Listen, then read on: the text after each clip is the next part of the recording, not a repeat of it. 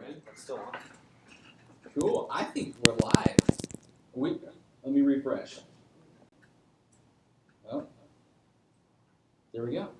I'm watching myself on like a 10-second delay. Yes. But we're good to go. So thanks for joining us, everyone. Hopefully you guys enjoyed the keynote. What do you guys think? Keynote overall? Great. Thumbs up? Thumbs up. It's a great start. Yeah. I like that Tim Cook got a little animated and kind of outside of the box, the CEO box a little bit, with the video and just singing to the songs and stuff like that. It was cool. Yeah, It's pretty definitely a fun. different start. So again, thanks for tuning in, guys. This is the Foojee Show, Apple 9 to 5, episode number 7, where we want to take a look at all these fun, Apple products, Apple announcements, at a business angle, and see, how is it going to apply to our clients, or if you just use these products at work. That's we do want to have some fun here talking about the products, but try to dig up what this means for us at work too. Yep. So my name is Lucas. I'm joined by Justin, Bill right here, and Kevin. And then we have Daniel crushing it behind the lens here, working on the live stream. So if you have any questions, comments, input, Daniel's going to be monitoring that. And if you're on Twitter or Instagram, use hashtag Foojee. Ask Foojee. Ask Foojee. And let us know your questions. We'd love to have you join in. So why don't we just start from the top and go chronologically. There's some pretty fun stuff later on in the keynote, but some things that I think apply to us at work that started off at the very beginning. So, which was the first? Apple Music, they really just touched on some of the Apple Music stuff. You guys can go right ahead on that. I actually kind of fell asleep during the Apple Music part, but that's, whatever. Yeah, not much to say there, other than, Tim Cook had a huge audience, so let's push Apple Music some more. They're going to start actually producing a couple of TV shows, I think, starting next year. So other than that, though, not much to add. If Apple Music TV shows or whatever it may be look anything like their awesome commercials, I'm in. I'll watch. Yeah. So he's got a high production value. Yeah, big time. So. Right. Cool. What was next? So I think for the first time ever, Nintendo has put Mario on a different platform entirely, other than Nintendo, right? Right. Yeah. And so they're releasing Super Mario Run, which somebody said something. It was like it looked like Temple Run or something, but it looks way better. Yeah, it's kind of like a Flappy Bird, where it's Mario's always running, and you just kind of control the jump, but obviously more varied than just Flappy Bird. I thought it looked great. Yeah, this is a big deal because up until now, to get like a Nintendo game on a mobile platform, you have to go and buy like a 3DS or something like that. Yeah. And now it's in a device that everybody already has, and with a game that people have loved for years. I mean, I remember playing it back in like the 90s, and now we have the ability to have it without having to buy another mobile device that is proprietary to like Nintendo. Right. And I thought it was kind of cool. Nintendo said that they're going to have one price to buy the app. It's not going to be one of these freemium apps. Yeah, it's that you're having to pay to keep Buy playing. mushrooms to get bigger. Exactly. Yeah. So I think that's kind of cool. They're going with the classic pricing model. Now, disclaimer: I know this has nothing to do with business or work, but maybe for those of us who are working, we remember playing Mario with our Nintendo system. So a little relevant, I guess. It's cool to see Mario come to different platforms. Yeah. Mario still is incorporated in so many generations. Yeah. From when we were kids to the new little kiddies that are out there, they still play Mario too. And from like just the Nintendo fan in me, it was just really cool to see Shigeru Miyamoto, like the father of Nintendo, on stage at an Apple event. Again, cool. Admittedly, I'm like Nintendo nerd here, but those are two really cool brands that I think have their own kind of niche following. Yeah. Or passionate following. So it was just really cool to see him on stage. Who's the founder again? Shigeru Miyamoto. No, he's What's his name? Shigeru Miyamoto. Can you say that one more time for me? Anyway, I think we've touched on that enough. But all right, cool. The next thing that they kind of chatted about was iWork and some of the work that they've actually put into iWork, so that it becomes more of a business savvy tool rather than just a word processing type thing, right? And obviously Pages is the word processing, but you get my drift there. One of the things they talked about was real-time collaboration, which I think is actually huge for sharing documents and working on documents together and kind of that whole team atmosphere. So Yeah, I never knew, how much I could recommend iWork apps to a small business, because you don't know how much. I didn't know how much Apple was going to be investing in iWork long term to really compete with Google Docs, and it's pretty obvious now. They have live collaboration. They did a demo on stage with like six people editing a keynote at the same time, and it seemed pretty capable. I don't know how other people thought about it. I'd love to know their feedback. But we actually work with businesses that are on a full Apple platform, and that they can use or already do use iWork a lot. Yeah. So this is just a complete bonus for them. Like I know it's called collaboration. Yeah. But it definitely takes the Google Docs side of thing, which is, we know it's a very popular and a good product. A lot of people use it. I think it's a good piece of competition there. So I'm for it. Yeah. And one thing that I think will still be a hurdle. Apple didn't announce it, I don't think. Is how will there be a way to manage these files within a business? Does it have to be on iCloud Drive? Yeah. Do those have to be on iCloud Drive? Yeah. So like if Justin wants to create a file for the team, is it just going to be your personally owned file that you're sharing with four other people? 5 other people. Who controls that access? They're setting themselves up for success though, because remember this is a free app that you get with a Mac. You buy a Mac, you get a full productivity suite with a Mac. So in essence, when you buy this Mac for your team, you're also buying a productivity suite for your team as well. You don't have to go out and buy that again. And it not to mention it can work with anyone who works on a PC as well on the web. So it's a good free service that it's good to see Apple still investing in. Right. I don't think they mentioned this. If any of you guys watching can chime in, did they mention that the collaboration is going to be compatible with web-based apps? I think so. Or is it just Mac, iPhone, iPad? I think it's cross-platform, including the web.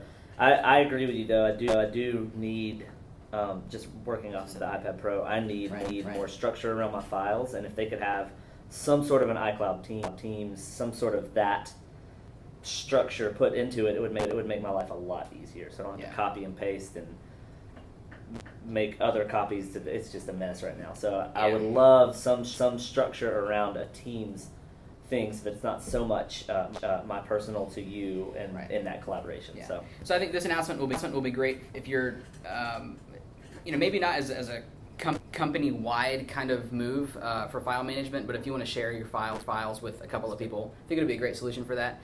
Until then, we're probably going to be recommending Google Docs or Google Drive, as a solution. And as we use is Dropbox. We use Dropbox Business, very proven solution that we've been using to share files. Sure. Anything else on iWork? No.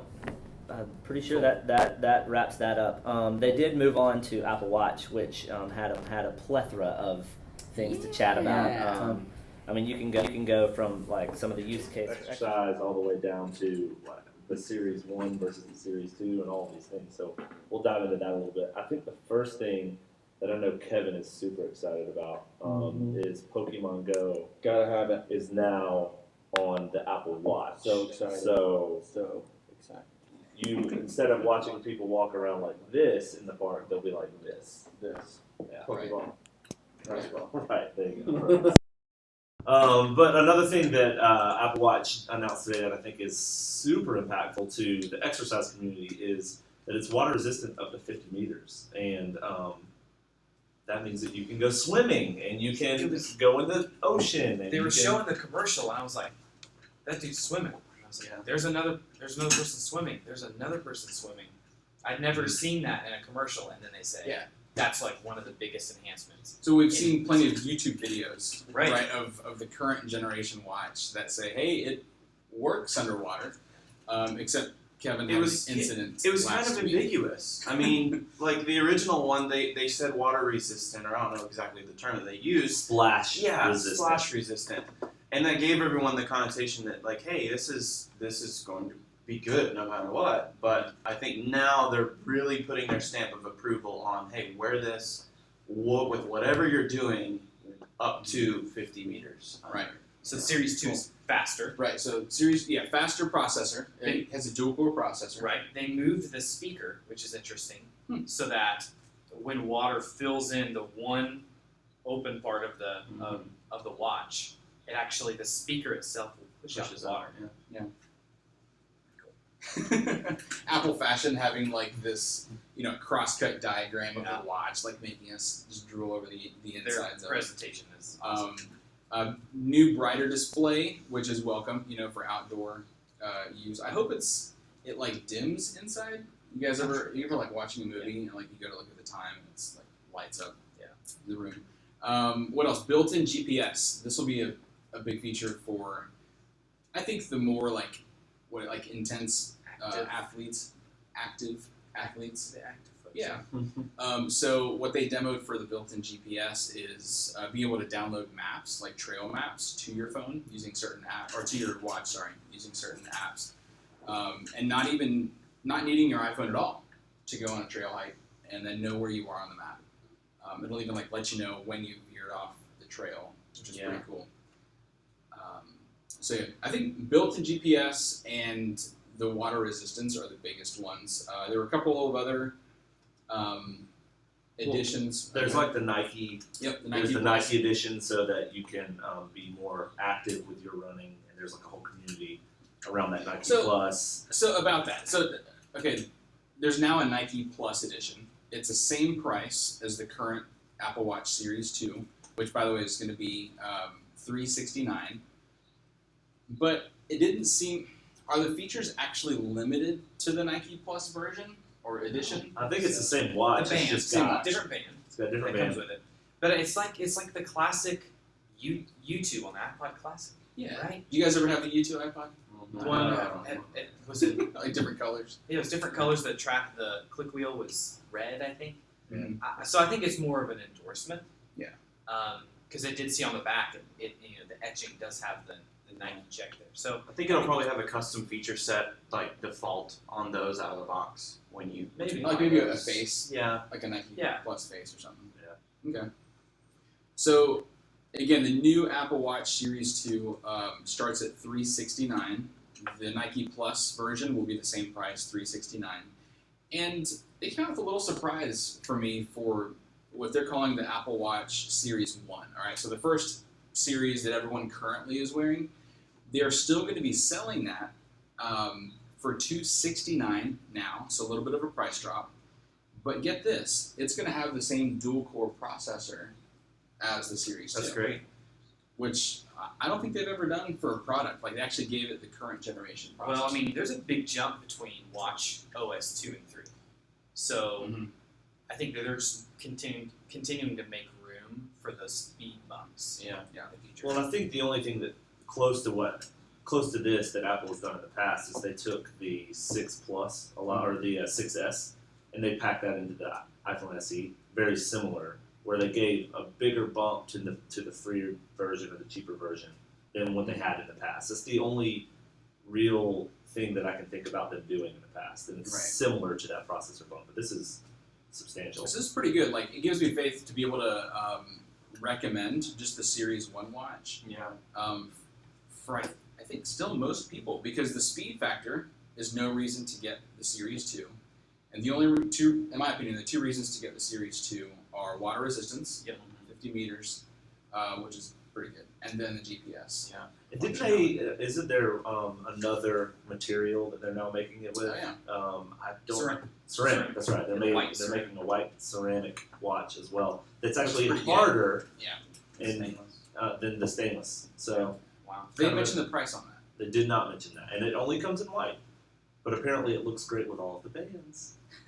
So. Right. Anyway, we'll move forward with. I think that's about it with the watch. Would you guys agree? Yeah, I think last thing on the watch is Watch OS 3, like the operating system for the That's right. watch, is going to come out, was it September 13th? I think that was it. To all current users. And I know Kevin has been running Watch OS 3 Beta.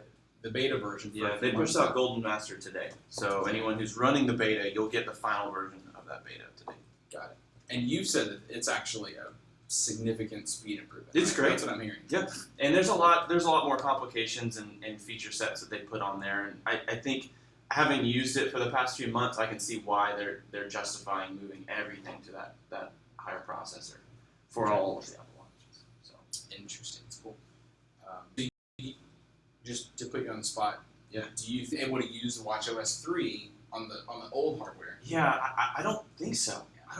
I think if you have the original watch, it wasn't enough for me to justify the investment and getting rid of my old one or trading it in or whatever. I don't know if Apple's announced a big trade-in feature for that, but for me, I don't think it's going to justify, getting rid of the old one and investing in a new one. Right. I'm not. I always have my phone with me, so the GPS feature, I always have that with me, so that's not really a Right. selling point. And I don't swim a ton, so it's going to be tough for people like me to justify investing in another Apple Watch. And I know some businesses right now are trying to decide, like, is now a good time to use the watch for, as a health incentive for work, right, to distribute to its employees. And really, it's up to the business decision, but the new price point of the Series 1 watch, I think, just makes it more affordable, right? Well, if you're just looking for an affordable health incentive Yeah. for $269 per employee, That that's a great entry point. And it comes with all the other kind of multitasking and productivity benefits that come with it. Yeah. Right. You know? Yeah. So, And I do think that the added features to the second tier, what's it called, Series 2, Yes. is going to push those that were like skeptical about the Apple Watch. It didn't have GPS. It wasn't as water resistant. Didn't track your swimming. There wasn't anything in the exercise application to track your swimming, stuff like that. It's going to push them over the edge. So really, between those two price points, you can get the a little bit more robust one, or you can get Right. the Series 1. I mean, it's going to go gangbusters. Yeah, I think the Series 2 will appeal to like we said before, the more, advanced athletes who already have the Garmin watches with GPS and really need that functionality. So this really puts the watch neck and neck with those features. One thing the watch still doesn't have would be like a barometer for any kind of mountaineering that you would like to have. But I think this just continues to chip away at that sort of premium performance watch market. Cool. For sure. So the next thing that they touched on really took up a bulk of the keynote was the iPhone 7 and the iPhone 7 Plus, and all of the ridiculousness that kind of came with this generation upgrade, I guess. Yeah, and I think a lot of us weren't expecting much, if I can speak for us, because so much has leaked in the rumor mill in the last year. But I was pleasantly surprised to still see some good enhancements all across the iPhone. Because one thing that the rumor mills can never leak is anything software related. All you'll find on these rumor websites is what the case looks like, sort of like on a blurry picture. or the box. Or the box, right? So Apple went through, one by one, like 10 different things that makes the new iPhone 7 better. Let's just run through that, and if there are any kind of business applications, we can just touch on them as we go through. So design is number one. That's Okay. what they talk about. They've got some new colors. They've got. I'll just let you guys go into the casing is a little bit different, and I'll just say the two new colors are black. So they did away with the whole space gray thing.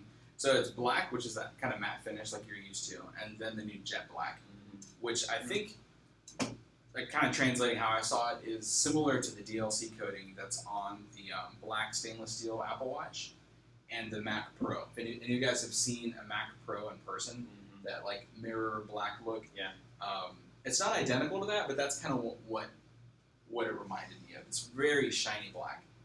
I want to see it. The opening video. It looks pretty cool. The opening video did a stupendous job just trying to highlight that. Like, right out the gate, before we even really see a lot of the features, you see this new color, and it's, Who would narrate it? like, of course.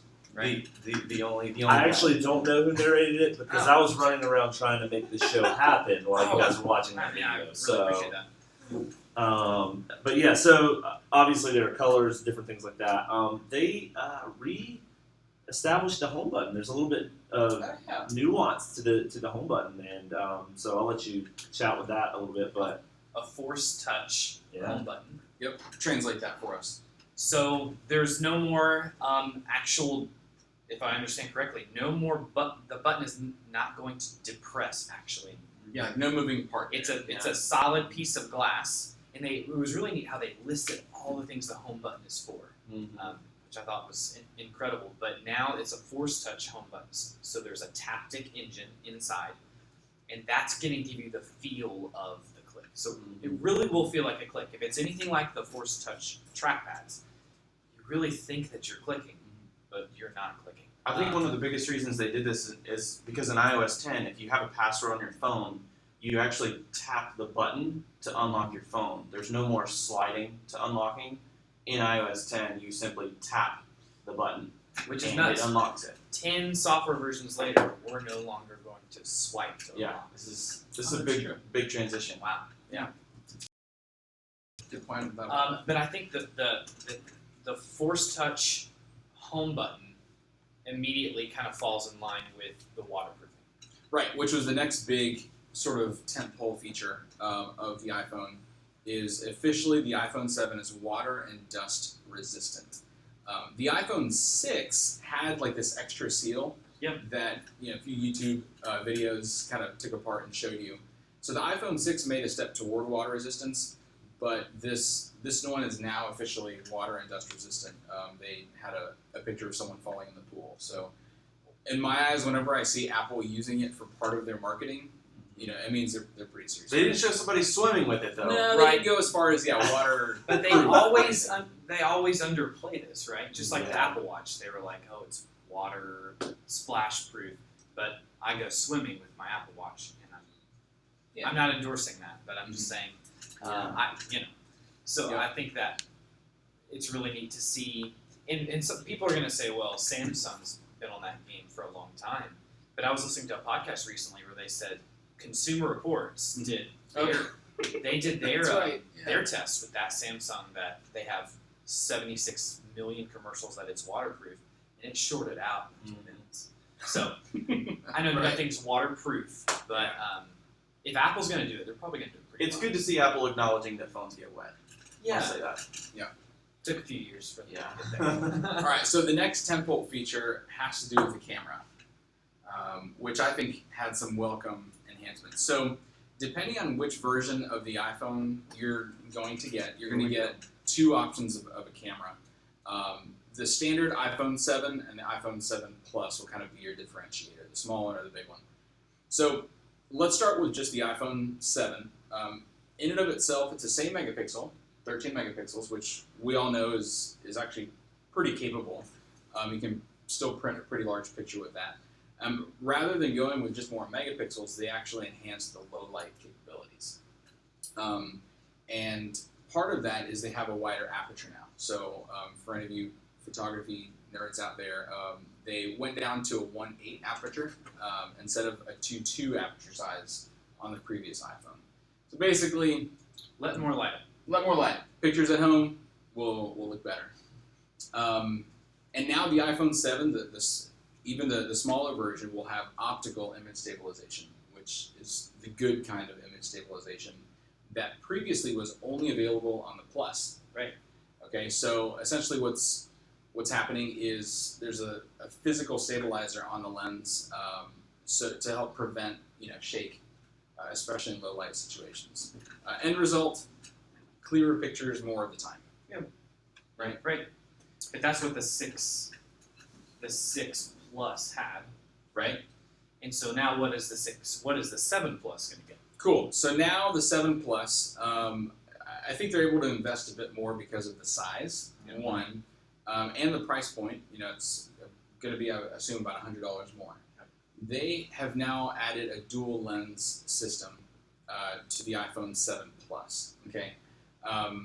So this is how it's going to lay out. The first lens is the exact same as the iPhone 7, the smaller sibling. But the second lens will be more zoomed in. Okay, so it's still fixed essentially, but it's just going to be zoomed in, sort of a 2x mode. So while you're shooting your picture, you can choose between 1x or 2x. All right, very welcome improvement. Because smartphones up until this point haven't had any ability to zoom because we don't have the space, to have lenses that zoom in and out. So that's the primary purpose, right? Is 2x, and then they're adding this new effect that isn't going to be out until. Did they set a date yet? Later this year, Later which this year. probably means December-ish. December Right. 31st. And do you guys know what it was called, or do I just explain it? I don't know if they had an actual Portrait name. mode? So yeah, like Bo- Portrait mode, I think it was part of the it'll feature. add bokeh, Bokeh, right? yeah. Which is basically that the blurry backgrounds in high-end cameras that really make that image pop whenever you're taking portrait photography with a nice camera. You get just a really soft background where the person in the picture is nice and sharp, Crisp, crisp. like an apple. Which is a great feature to have, I think, when you're taking portraits. Which how many people take portraits with their iPhone? But think how many businesses use iPhones, Mhm. whether they're corporately issued or using your personal. Mhm. But then how many of those businesses have to use their camera? How many construction companies do we work with that use their camera on their iPhone on site?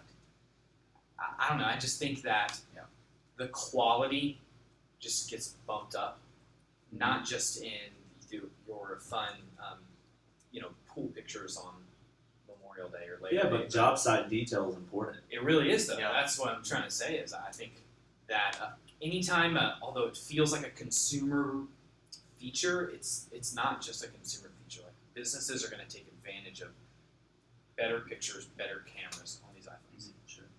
Yeah, and with these phones being so much more than just a phone, in my opinion, the way I can justify getting a new phone every year is that I get a new camera every year too. Yeah. It's my daily camera. This is Well, what and I a use new for family internet vacations. device, and a new music player, and a new everything, right? I mean, it is more than just a phone. It is your internal and external communications to everything. Right, So, right. I mean, you can justify it that way pretty easily. Yeah, there's plenty. I think a few ways to justify. I mean, and, a prime example too. You get a better display in this one as well. So Retina HD. I don't even know how to go into that. That's Right. So the new display, I don't know the industry sort of term, but it's going to have a wider gamut color range. Color wide. Right. Than the previous iPhone screen. So and it's actually going to be cinema grade. So cinemas, when you go to the movie theaters, have deeper and richer colors than our TVs at home, except if you have an iPhone 7, basically. There you go. So wider range of color here, which they also quickly mentioned on the new cameras. To go back a step, the new cameras will also have that wider color range. Yep. So you won't be able to see all of the wider color range on anyone's phone, but if they have an iPhone 7, those pictures are really going to pop because they'll be able to understand all of all the color information from It's that. almost like their stuff works together. I know. It's weird. Yeah, It's crazy. you can definitely see that Apple knows that people use these cameras like all the time, Yeah. and people have gotten to where they say, you know what, for me in my life, I don't necessarily need like a DSLR, like a higher end camera. An iPhone is getting better and better every year, and it's good enough for what I need. Yeah, and on that note, I saw Phil Schiller. I'm glad that he actually acknowledged. He said, we're not trying to replace DSLRs, right? So we're not here just all drunk on the Kool-Aid saying, oh my gosh, this is the best camera ever. And Phil did the same. He said, please understand, we're not saying it's better than a DSLR, but it's the best smartphone camera available. Well, and it's also the camera that you have with you all the time. Yeah. And so why not give you as much of that upgrade as they can, Mhm. right? And because you're using it more than you are your DSLR, and they're not replacing it, but they are giving you a substantial tool to use on a regular basis. Yeah, So- one thing that John Gruber says on the talk show a lot is, Apple is as much a camera company as it is a phone company. They have like 300 people on the camera team. So it's really cool to see these new features here. So okay, that last thing on the display, 25% brighter display as well. Now we can move on to the big hubbub of the season. Apple has officially removed the headphone jack from the iPhone. Bam! Right? Yes. Do you think they were like, hey, Phil, go have fun. Don't mess this up. Yeah. Go for it, bro. Lots of people are listening right now. So it's been rumored that Apple will remove the headphone jack from the iPhone 7. I was really curious to see what Apple's explanation is. Why do this? And I think they knew that there was going to be some pushback, so they laid out 3 reasons.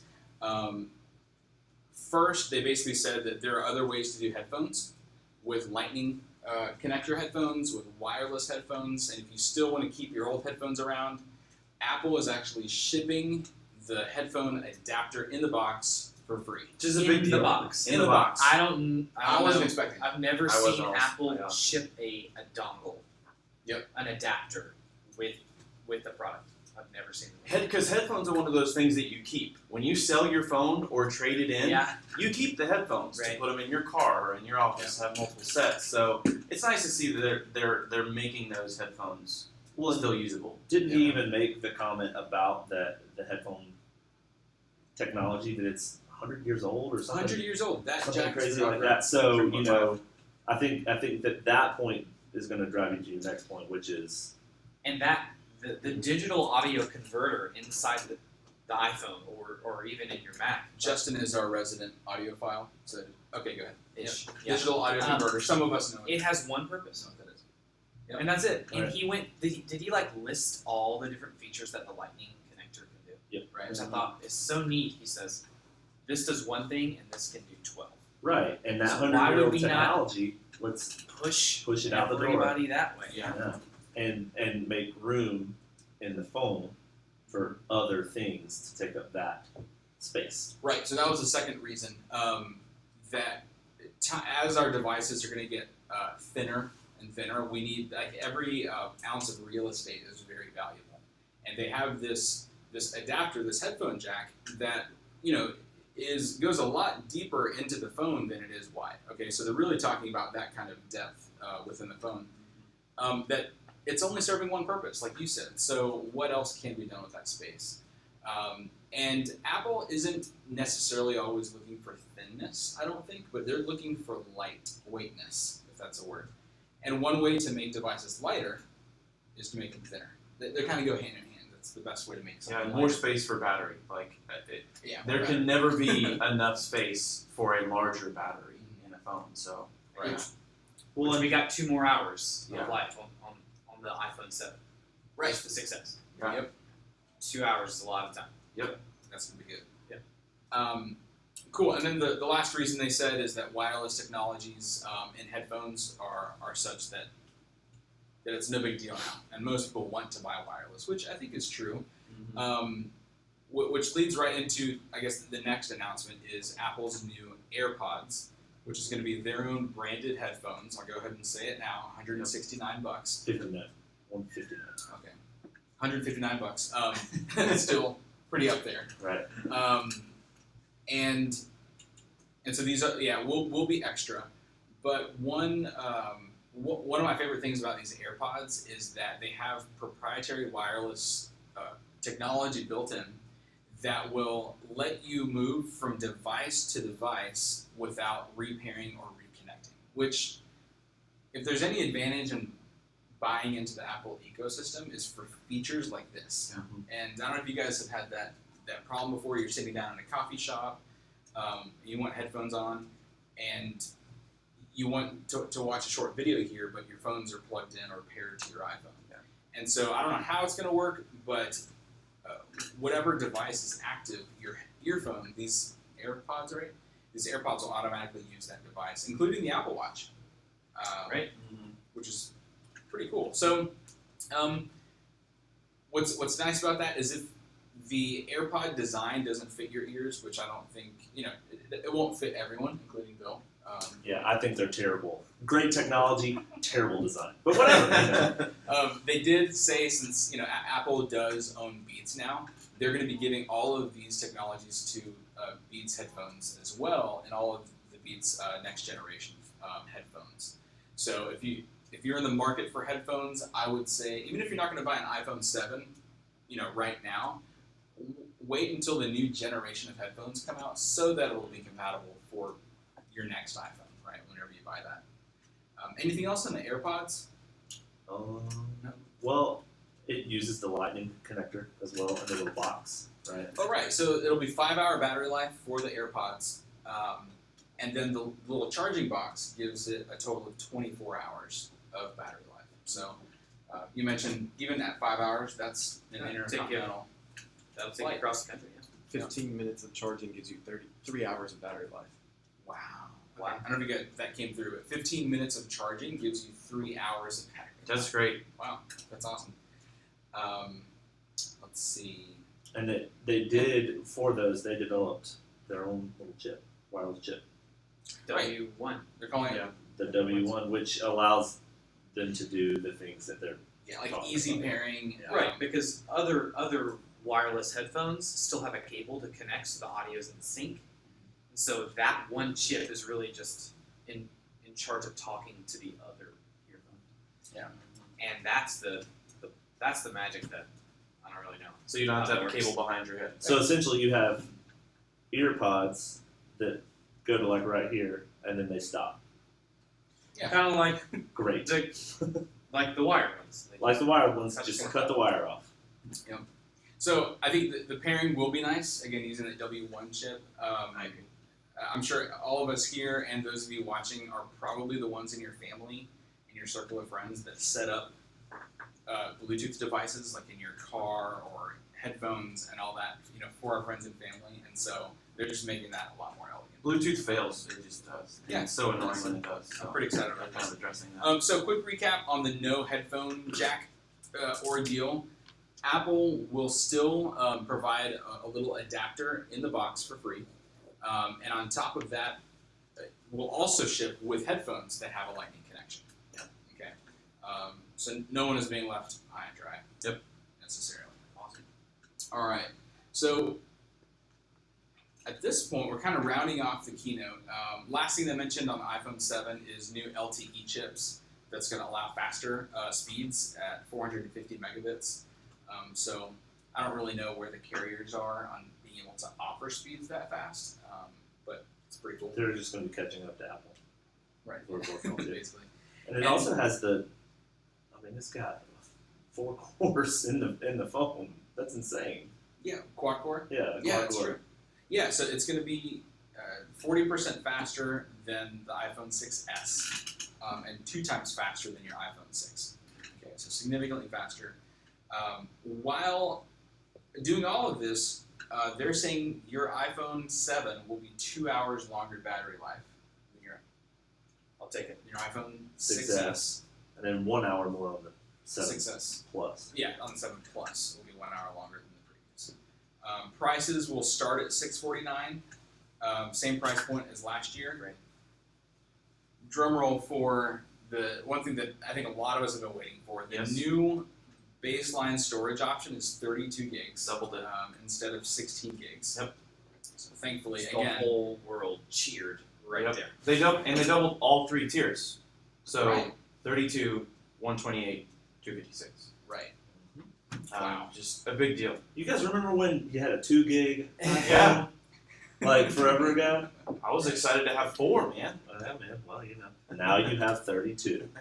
Well, that's been a long time coming. Like, I can't tell you how many times I've rolled my eyes when, like, a friend says I'm out of space on my iPhone. Yep. They bought the 16 gig, and it just always pained me. What was the joke that they said friends don't let friends buy 16 gig iPhones? So the 32 gig entry-level storage is very welcome. I will say that 4K video, which is even more popular now, will just eat that storage up as well. So if you have kids or find yourself shooting a lot of video, you might still consider going that next tier up to the 128 gig model. Yeah, if anything, it doubles. all these new features are great, but that's what they're going to do. They're going to store more data. In 4K, video comes on by default, I think, on your iPhone, right? I don't know. On the 6S, 4K was still off by default. Oh, okay. I wonder But who knows what they're going to do on the 7. with the 7. Yep. You can always downgrade or change the Toggle setting. that, yeah. Yeah. I do To show know regular high def. that at any given point in time, my dad is going to get the new phone, immediately be shooting in 4K, not know that he's shooting in 4K, and then fill up 128 gigs Yep. on his phone, and then call me and be like, I don't know what happened, but I need you to fix this. So, Right. And yeah, a little shout out to those of you who are distributing phones for work, in a fleet. You can go with the 32 gig model across your team, but just go ahead and make note of that setting, the video setting, to reduce your storage quality. Your video quality to standard high def instead of 4K. Cool, and they did bump up the price on the 128 gig model. So instead of just being, or on the Plus, sorry, instead of just being $100 more, it's $120 more. Interesting. Which I like. And the jet black is only available on the 128 or 256. Yep. Right. Higher end. Okay. It's also susceptible to micro abrasions, according to Apple. Is that right? Significant like micro the abrasions. iPhone 3G, that I mean, you can see some small scratches in jet I black. just imagine the back of an iPod. I can't. All scratched up. ooh, yay. It might have a nice patina. Oh, no. See, Patina of the 21st century. this isn't leather. It doesn't age Kind of with fun. its It's like an old, age. polished brass something. Yeah, sure. I don't know. That That you're black gonna have with- for a year. Right. That black though is going to make me really tempted to not get a case. To not get a I know, case. right? Well, here's my question. Because it looks really nice. When can I get this? Great question.